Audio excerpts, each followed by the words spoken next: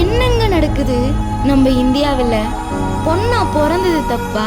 10 மாசம் சுமந்து மகாராணி மாதிரி வளர்த்த பொண்ணை 10 நிமிஷம் அவன் தேவைக்காக அசிங்கமா இருக்குங்க.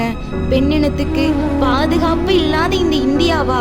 தன் காதலன் கூட கார்ல பேசிட்டு இருந்த பொண்ணை கண்ணாடிய உடைச்சி அந்த பையனுக்கு மயக்க மருந்து கொடுத்து சுயநிலையை இழக்க வச்சு துடிக்க ஒரு ஆள் இல்லைங்க, 3 பேர் மது போதையில சித்திரவதை பண்ணி கற்பழிச்சு நிர்வாணமா தூக்கி போட்டுட்டாங்க.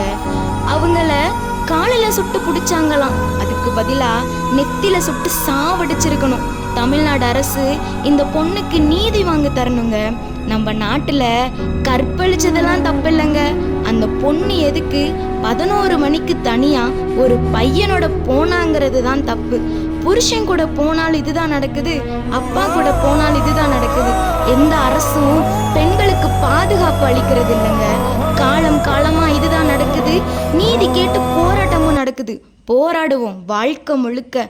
பெண்ணினத்தை பாதுகாக்க, பெண் குடியை நிலைநாட்ட. Need a justice for this girl.